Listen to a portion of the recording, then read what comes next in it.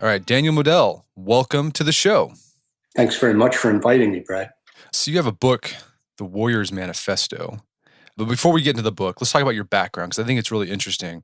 You're a 20-year veteran of the New York City Police, but you got your bachelor's in philosophy and your master's in philosophy. So how did that happen? How did you go from philosopher to New York City police officer? Seems like a totally natural transition. I mean, both endeavors begin with a P, right?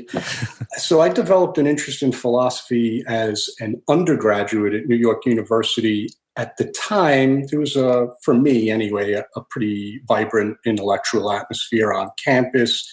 We were encouraged to take a range of core courses, and philosophy really appealed to me, particularly the history of ideas and how they developed and express themselves in different systems. At the same time, I'd been interested in the idea of policing for a long time. And so right around the time when I finished up my undergraduate studies, I took the exam to become a police officer in New York City.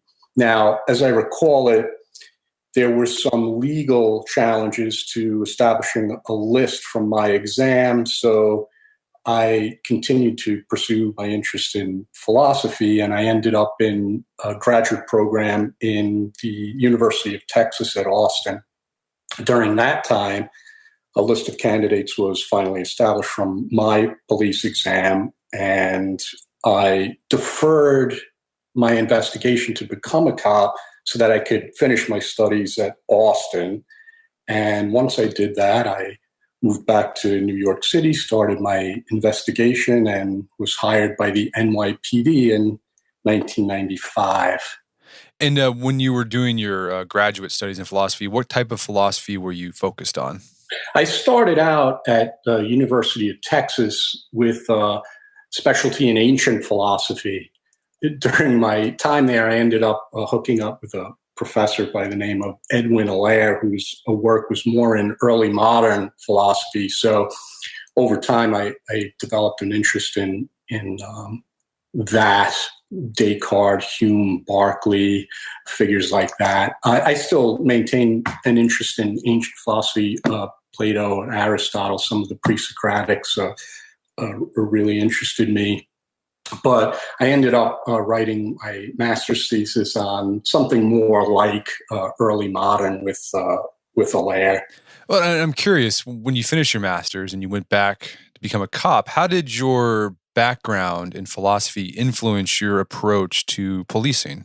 It's an interesting question. It's not that easy to answer. I'd say there was, in some ways, an influence. I guess in the broadest sense, inquiry, investigation, a willingness to think deeply about issues or problems are core factors in philosophy. And in some ways, although the practical details are very different, policing requires some of that, a capacity and willingness to inquire, investigate, figure out what at root is happening in a particular situation, often a volatile one.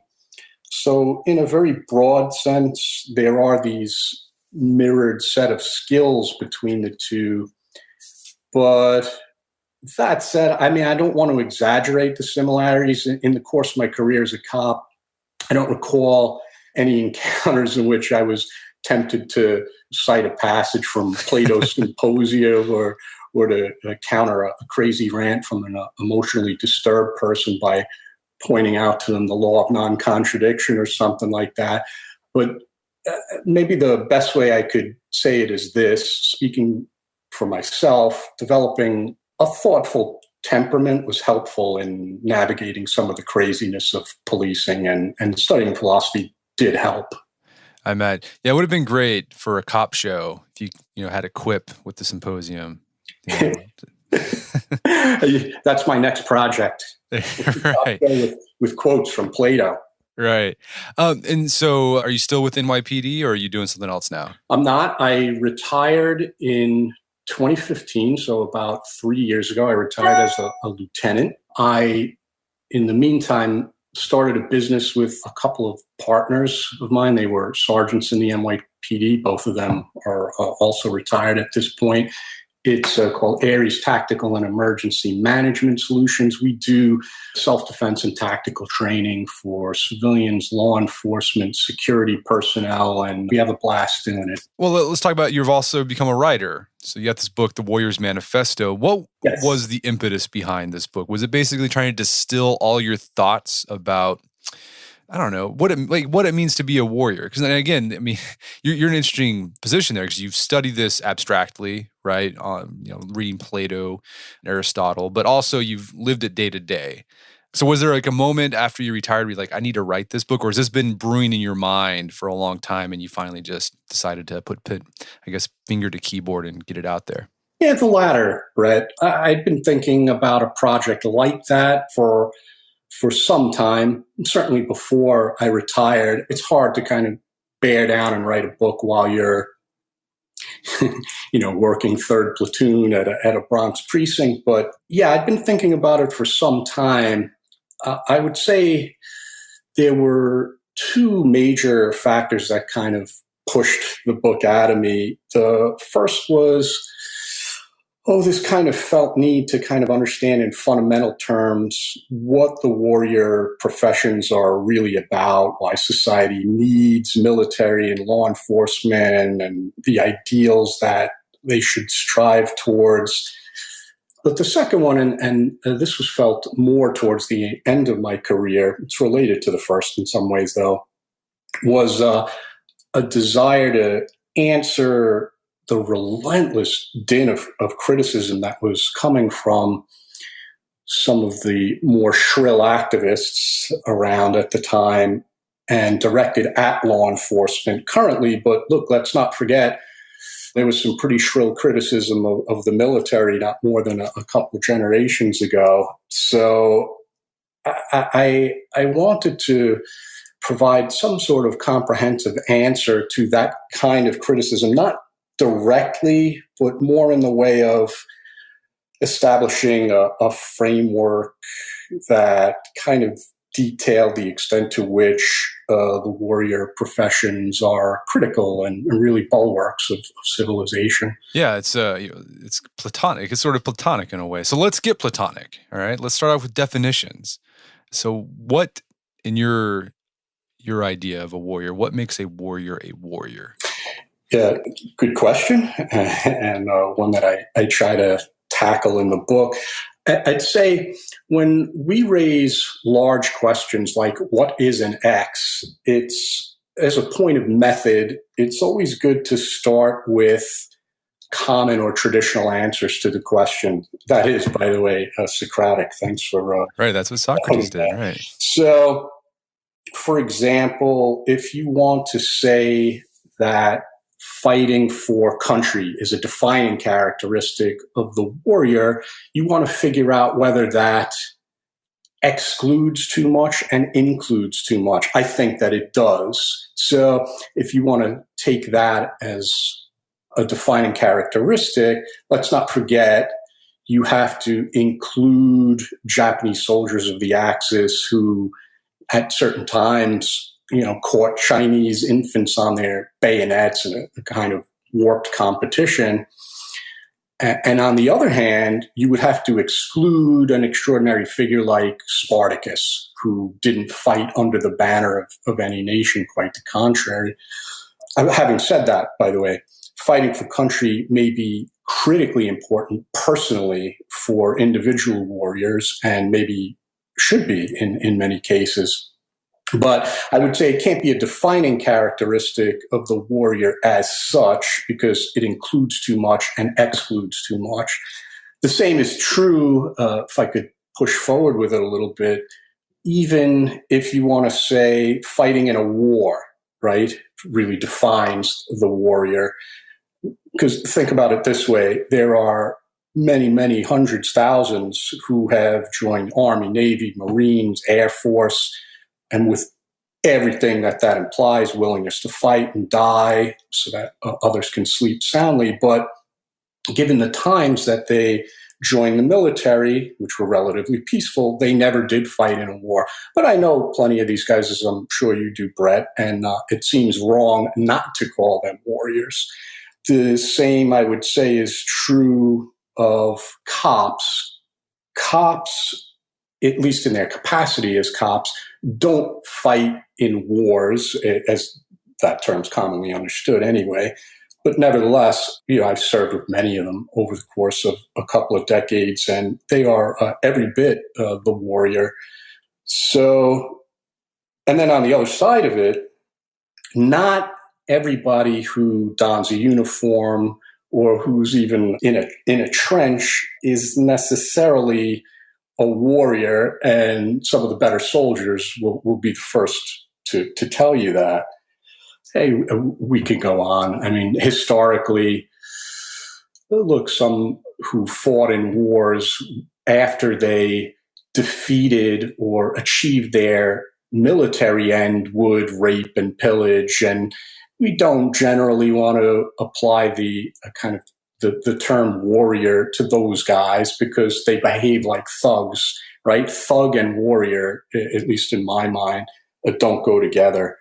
So I think when you try to consider what it is that's essential to being a warrior, we're looking for something larger. And I would say that it is fighting for an ideal understood as such, as a matter of professional obligation and as a matter of principle, when that ideal is potentially threatened by violence or attack. Gotcha. And I mean, you mentioned Spartacus in the book. You went into great detail, using him as sort of an example of what it means to be a warrior, right? Yes. Because like he said, he didn't fight for a country. That's right. But despite that, you still considered him a warrior. So what is it about Spartacus that lines up with that definition that you've come up with?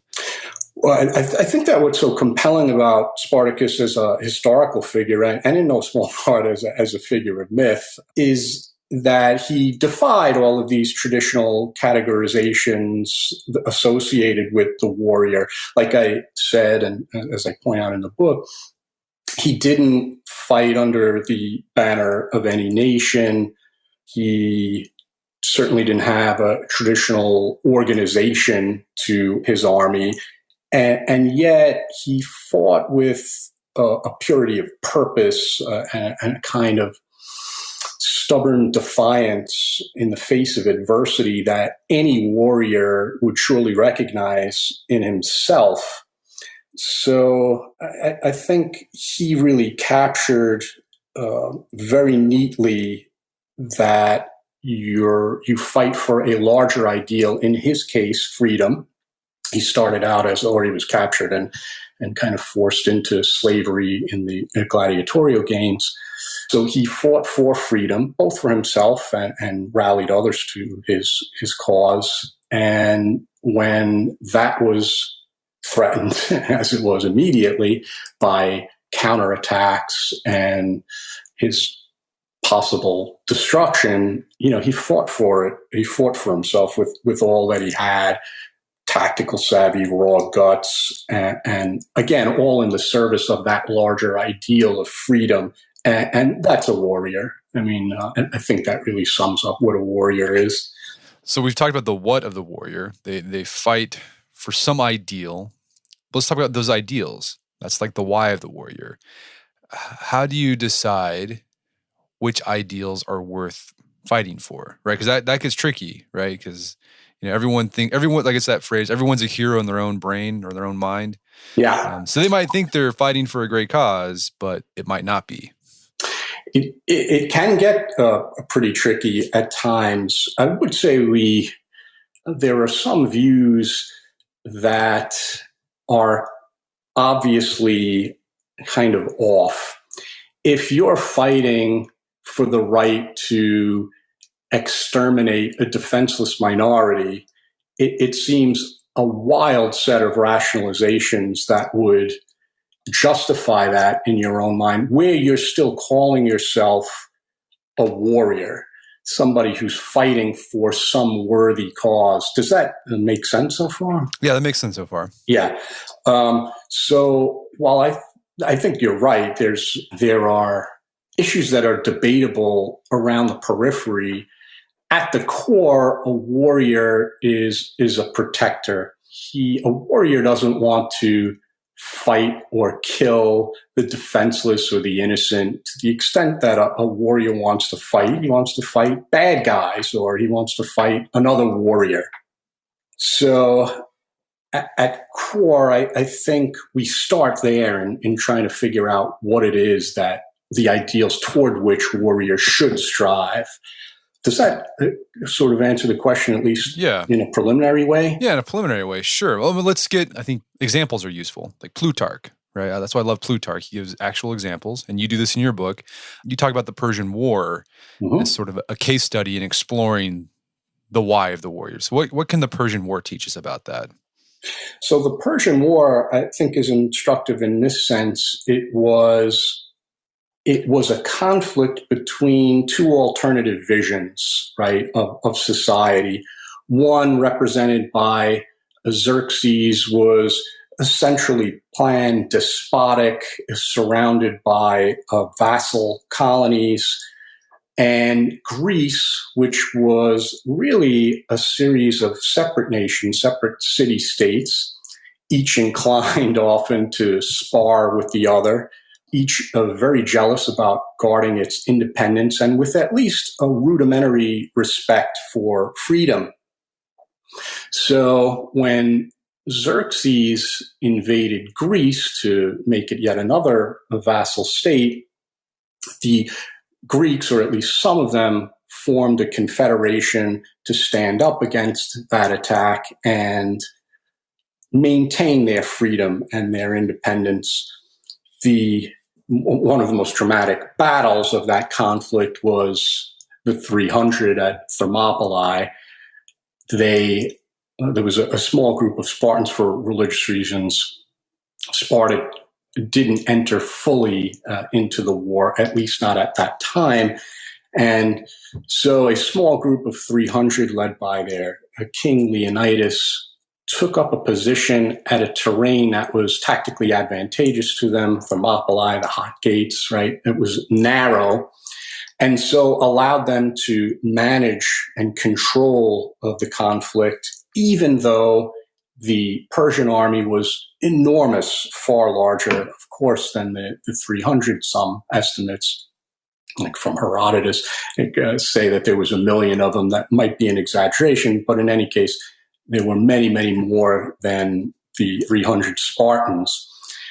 For several days, the Spartans were able to defy and defeat the Persian army and gave time for the Greek Confederation to set themselves up both at sea and on land. And it was their sacrifice that allowed the battles at Salamis and Plataea to go the way of the Greeks. The Spartans were defeated ultimately, I think almost exclusively because they were betrayed by one of their own, and they ended up getting flanked by the Persians. But they all died to a man. And again, they died in the service of freedom. They didn't want to function as yet another vassal state in the enormous empire of Persia. That's a worthy ideal to fight for. Right, yeah. And so I think the Spartan 300 are great examples of that. Yeah, and even then that it gets tricky, right? Because from what I remember from my classical history, like the Persian emperors, they'd come in, they make them these, the states, well, let's call them, so they weren't states, but like these city-states, part of their kingdom, and they'd be vassal and had to pay taxes. But other than that, they were pretty lenient. Like they let them continue to worship their own gods, kind of function in their own culture. They didn't impose Persian culture on them. And so it'd be like, that sounds not so bad, right? Like, they just kind of leave us alone and give us some protection maybe, but there's always a price, and that price is always that freedom, and the Greeks weren't willing to pay that price. That's right. The Greeks were, at that time, 5th century Greeks were an unruly lot. I think that was their great virtue. And part of what makes them intellectually so interesting, the advancements in philosophy, mathematics, geometry, inquiry generally, was really potent in at least some of the cultures.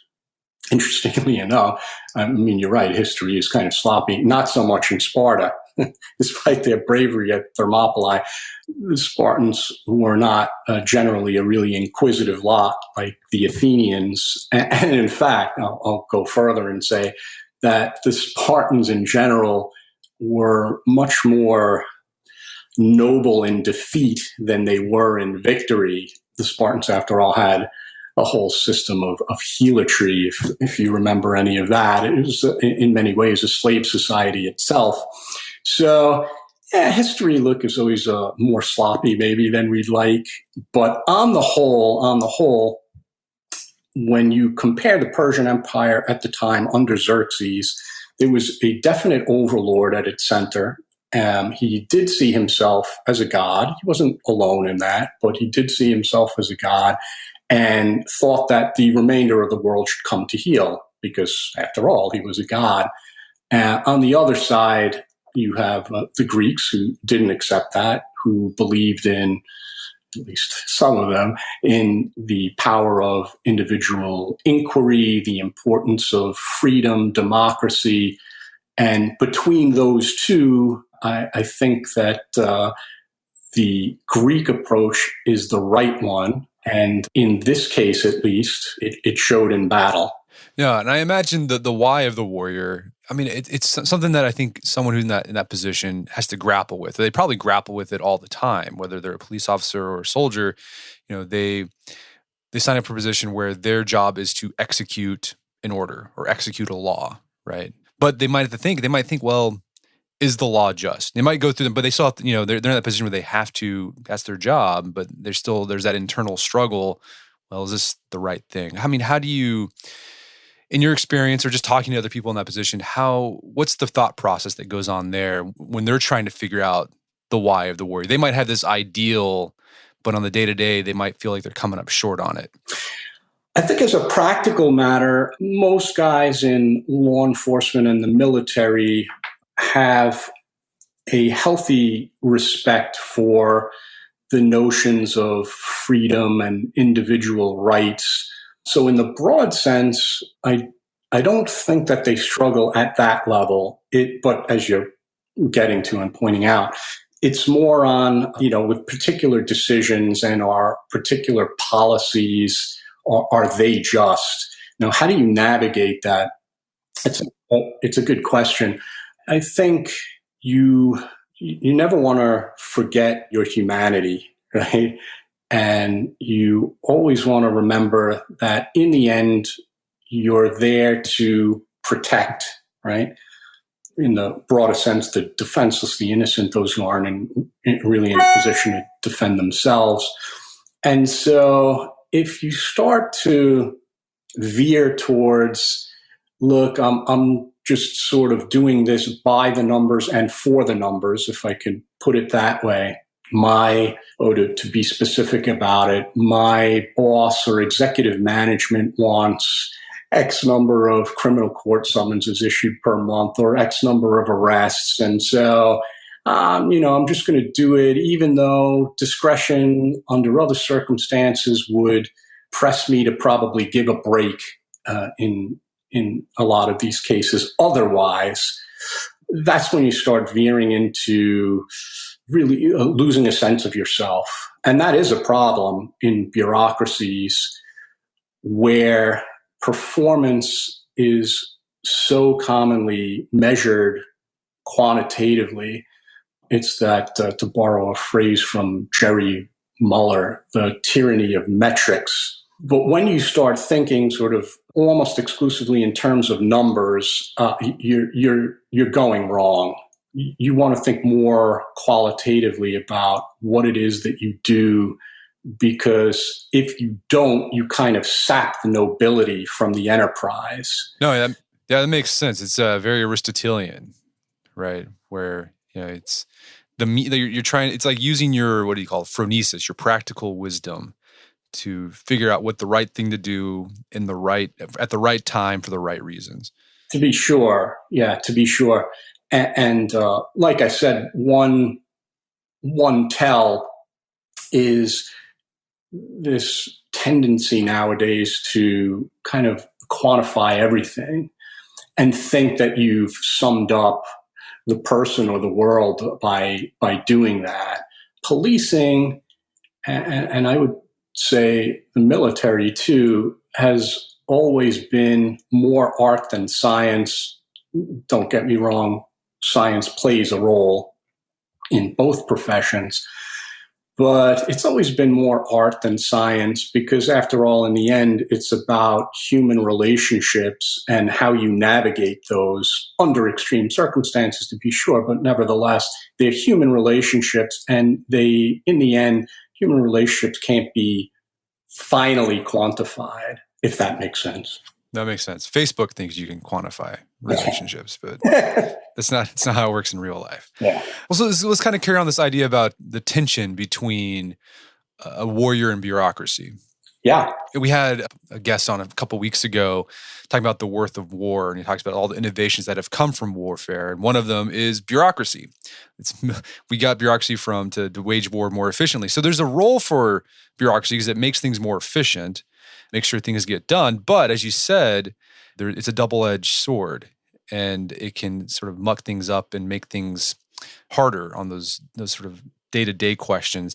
So in the book, you talk about there's a dichotomy between leaders and bureaucrats. What's the difference between the two? A leader is really all about vision. He looks to articulate a vision for those who follow him, subordinates, even peers, and sometimes, frankly, even supervisors. And a leader looks to define a common sense of purpose and to inspire his guys to act in accordance with the best within them. He's looking to bring out the best in his guys and the best in himself. Again, that's a qualitative endeavor, right? Going back to that whole quality-quantity dichotomy that I briefly talked about before. But I'd say at root, and perhaps most importantly in practice, the leader treats his men as men. Now, contrast that with the bureaucrat who concerns himself primarily with securing his status within an organization, particularly the executive managers. The idol that a functionary kind of worships is moving up, promotion. And so the art that he learns is not so much how to bring out the best within the guys that you work with, but rather manipulation, politicking, careerism. And he can't inspire people because, among other things, the bureaucrat doesn't generally share glory, doesn't accept blame.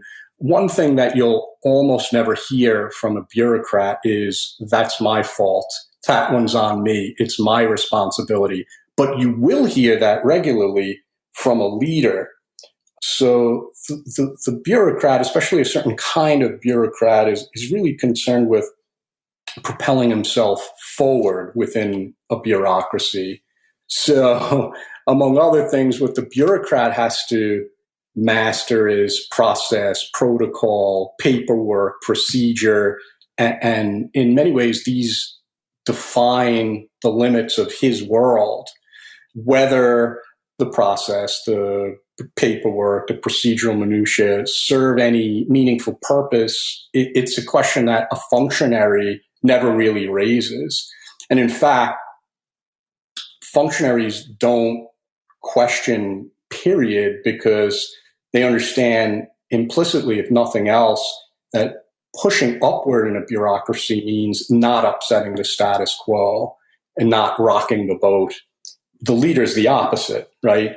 He questions when it makes sense. He challenges when he needs to.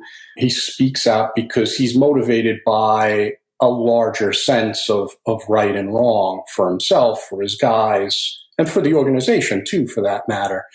So I think those are kind of the critically different portraits of the leader and the bureaucrat. I wonder, I'm actually curious about the guy that you spoke to about the development of bureaucracy. And I wonder whether it's really as efficient as we think. When I think of bureaucracy sometimes, and I just kind of run through a Rolodex of concretes, I think of experiences that I had at, I don't know, the DMV or the post office, and they don't seem all that efficient. And frankly, I'll say, even having been in the NYPD for 20 years, so I'm kind of sort of intimately familiar with that bureaucracy, efficiency isn't a word that I would attach to the organization. But I wonder if maybe he wasn't talking about the initial stages of development of bureaucracies in military contexts. Yeah, I think he was talking more about that. There was actually some semblance of organization that went on that didn't exist before. As you were talking, describing the difference between a bureaucrat and a leader, and you're describing a bureaucrat, the thought that came to mind was that it's really easy to become a bureaucrat.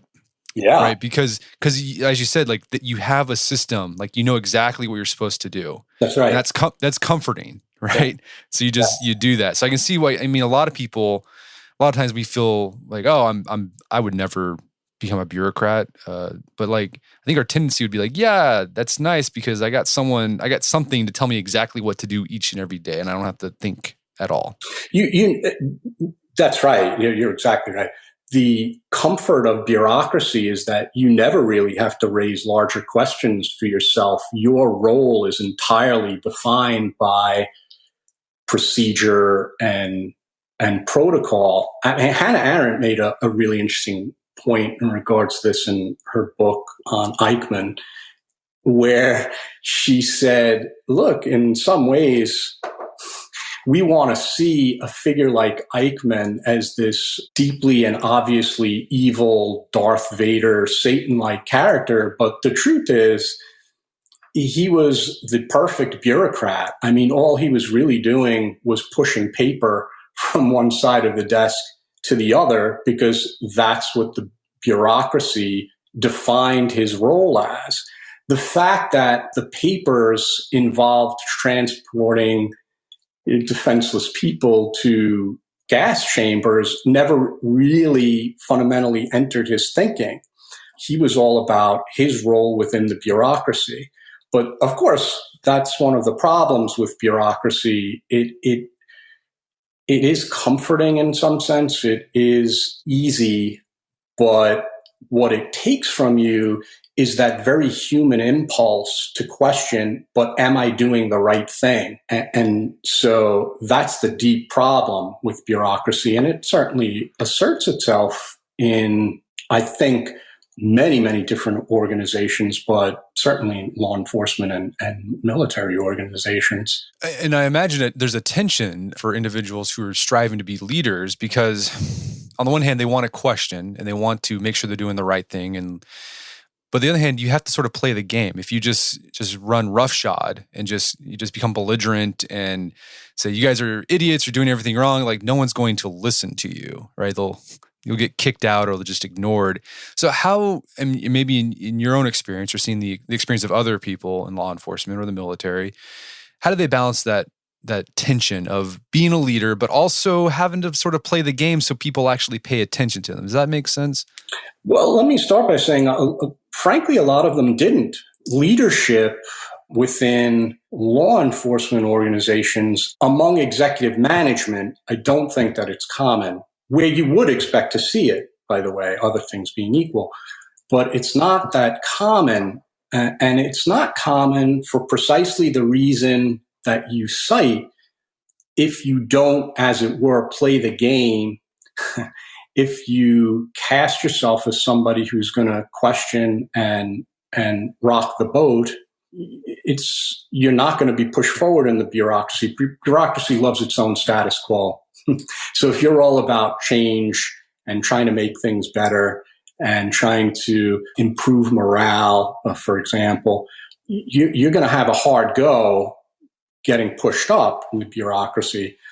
It's what's required, certainly more than questioning, and what is admired by the bureaucracy more than challenging is how could I push forward and protect the agency? I had an interesting conversation once with a very high-ranking chief in the NYPD. He's still there. His name's not important. But it was during the whole controversy with stop, question, and frisk. The court case was underway. And so I was chatting with him about it. And so I said the case doesn't seem to be going well for the agency. And look, maybe that's right. It's not very clear that the stop, question, and frisk policy was ever a great approach to getting guns off the street. That is to say, once again, quantity over quality. But in any case, we could talk more about that if you want. But I really want to actually just highlight the nature of the discussion I had with this chief. And so he said, yeah, well, look, hopefully the court case does go well for the agency. And I said to him at one point, but look, maybe that's what we need. What if we were wrong about the whole approach to stop, question, and frisk? And he stopped for a minute and just kind of stared, I'm tempted to say somewhat vacantly at me, but then with a certain amount of edginess, he said, well, look, in the end, you got to defend the department, don't you? And I said, but what if the department's wrong? And I tell you, that was really the last discussion I ever had with him. He didn't want to talk to me anymore after that. And that captures the bureaucratic mentality at its most dysfunctional core. You just don't question whether the policy that you're implementing really makes sense, whether it really serves a larger mission, whether it's the right thing to do or not. It's really just about defending the agency or the bureaucracy or the organization, just because that becomes your whole world. So I might have gone a little far afield in tackling the question that you answered, Brett, but it's difficult to be a leader and to be an executive manager in a large bureaucracy, at least as they're currently constituted. It's just not a common thing. So much of executive management is about getting the bars and the stars, and there doesn't seem to be much active thought beyond that. I hate to paint such a pessimistic picture of things, but I'm afraid that it's well grounded. So I imagine in your idea of a warrior would be a leader, have those traits, and not a bureaucrat, correct?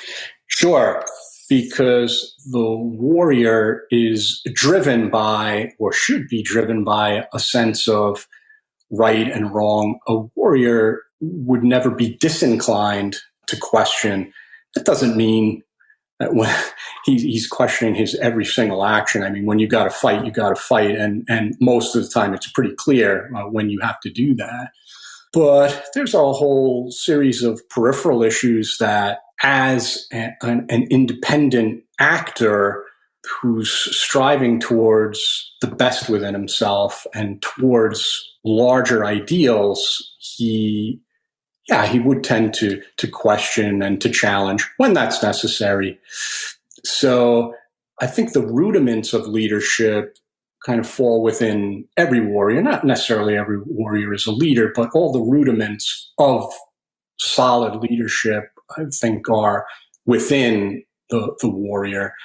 And that's things like self-possession, the willingness to grow, the willingness to ask whether at any given point I'm doing the right thing, whether our sense of purpose has gotten lost along the way somewhere.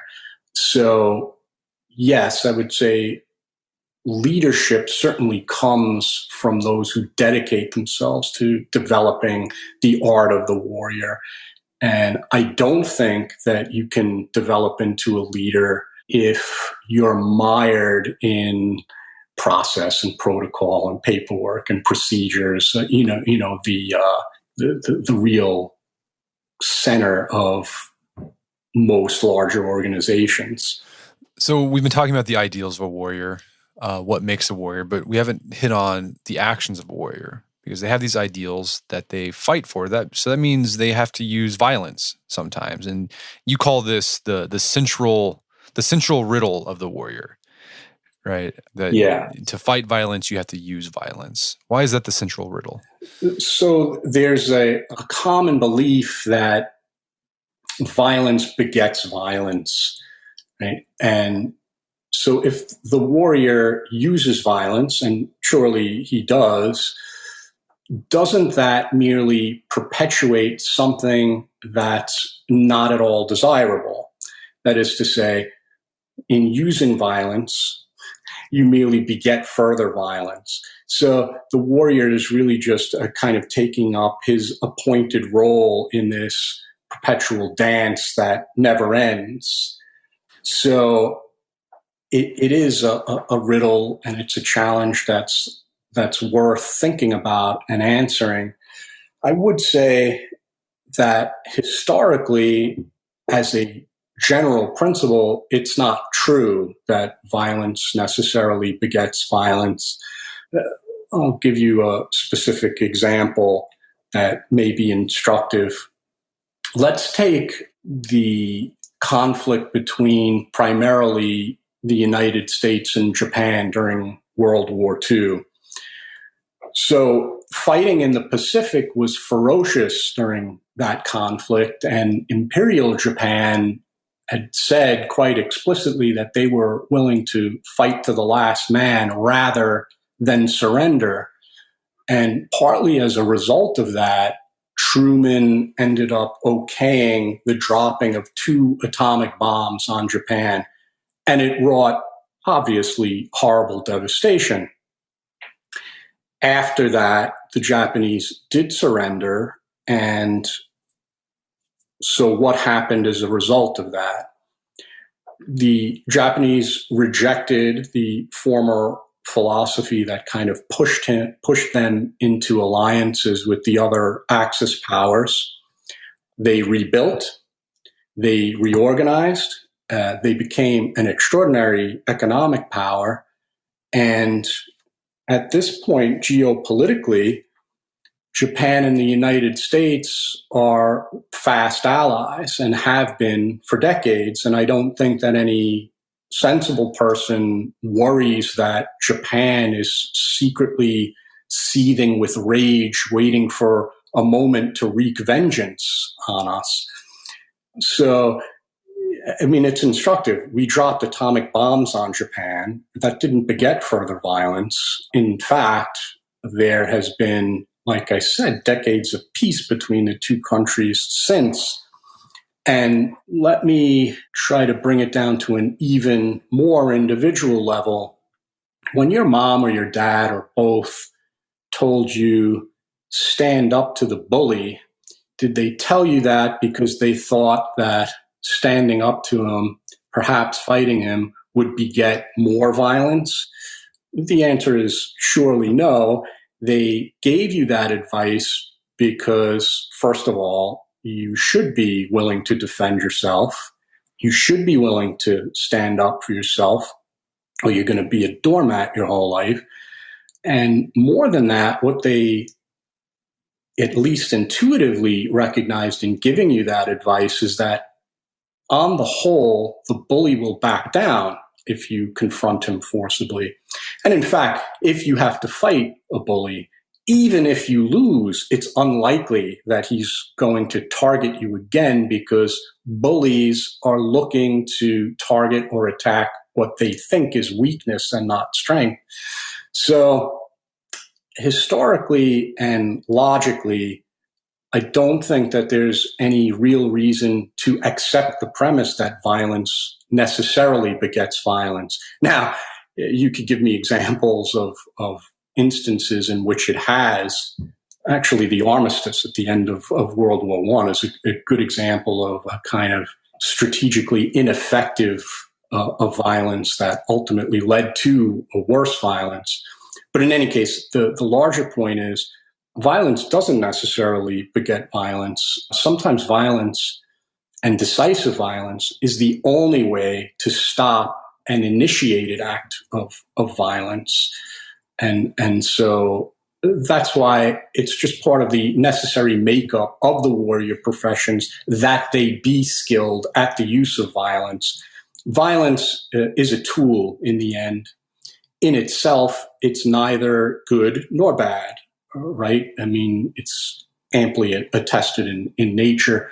As I pointed out in the book, if a lion or a pride of lions attack a wildebeest, rip out its throat and consume it, that's certainly violent, but it would be silly to say that it was a good or a bad thing for the lion to do in moral terms. It's just silly, right?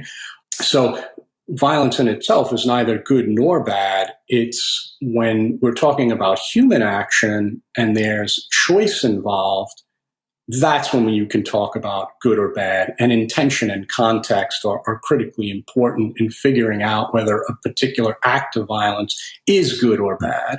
And we could talk some more about that if you want, but I probably droned on a bit too long. Well, so violence is sometimes the answer. Yeah.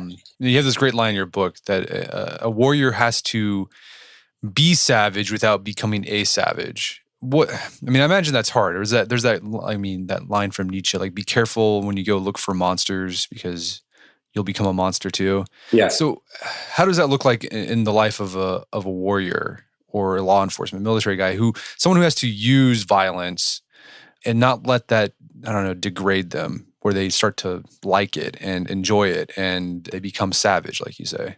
Right. Or sure.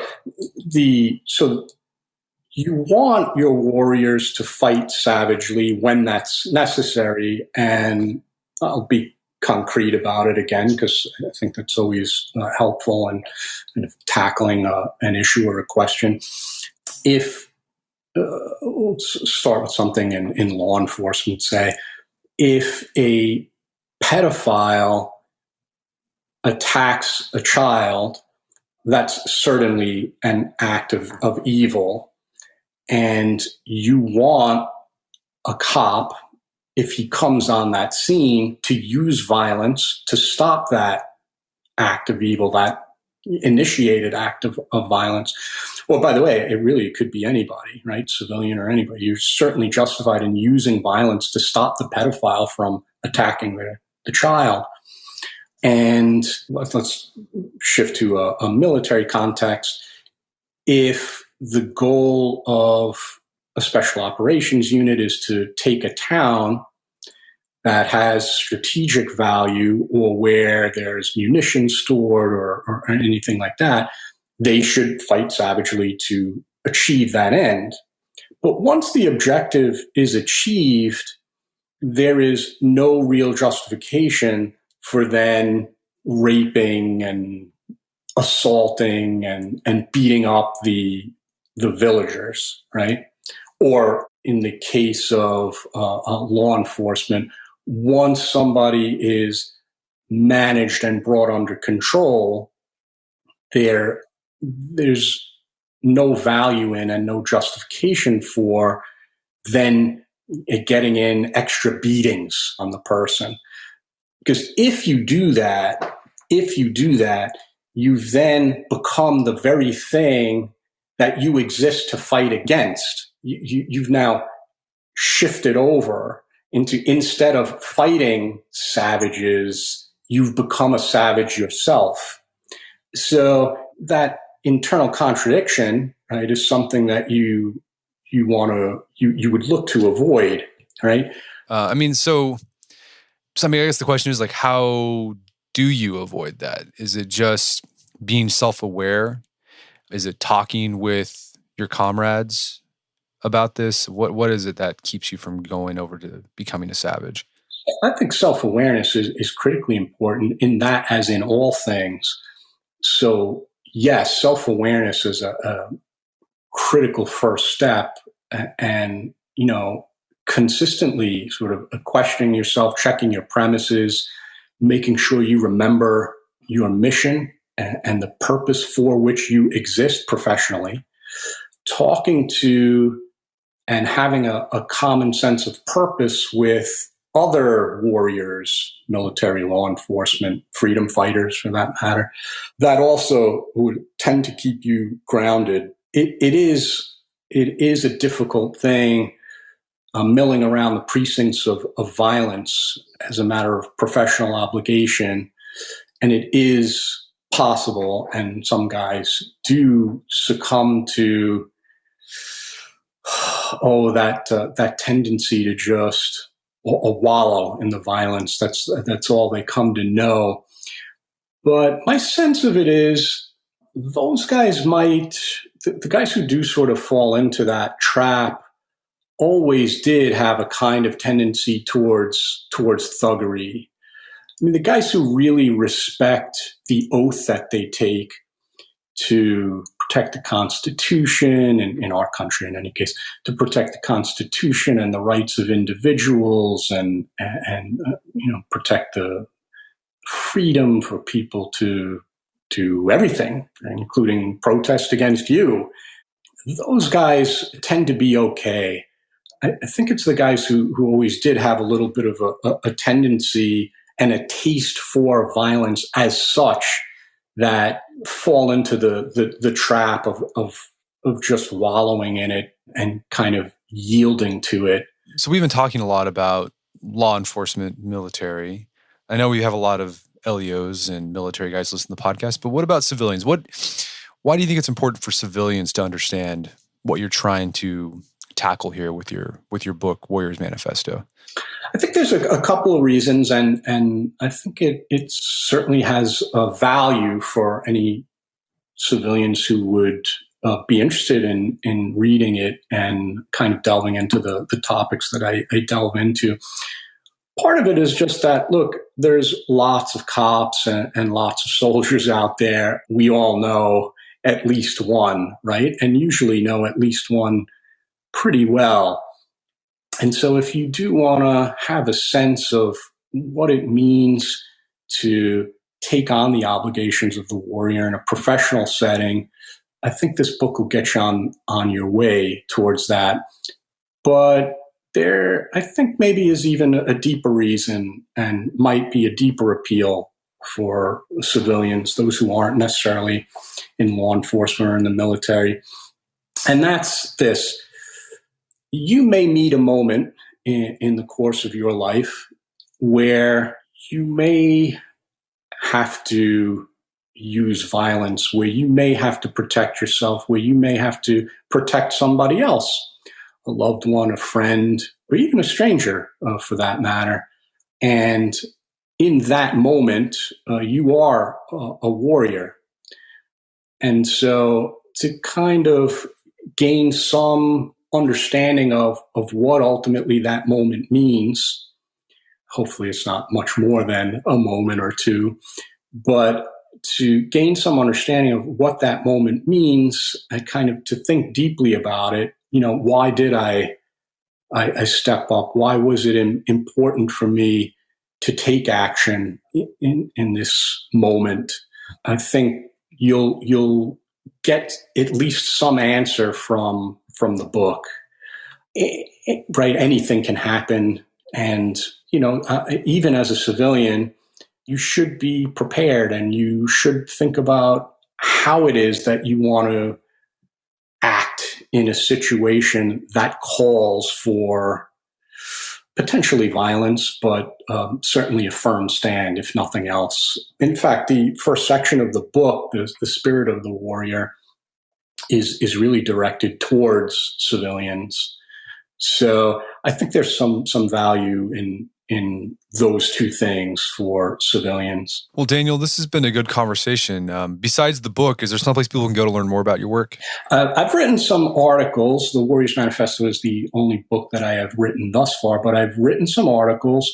They are, for the most part, about topics in law enforcement. I've written some articles on the active shooter phenomenon.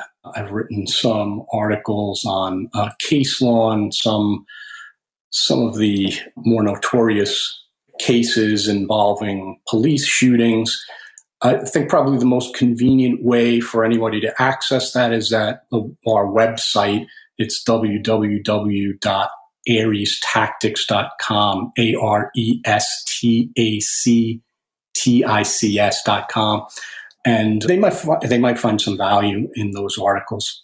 Well, Daniel, thanks for coming on. It's been a good conversation. Brett, thanks so much. I appreciate it. My guest today was Daniel Modell. He's the author of the book Warriors Manifesto. It's available on Amazon.com. Also, check out our show notes at aom.is/warriorsmanifesto, where you can find links to resources where you can delve deeper into this topic.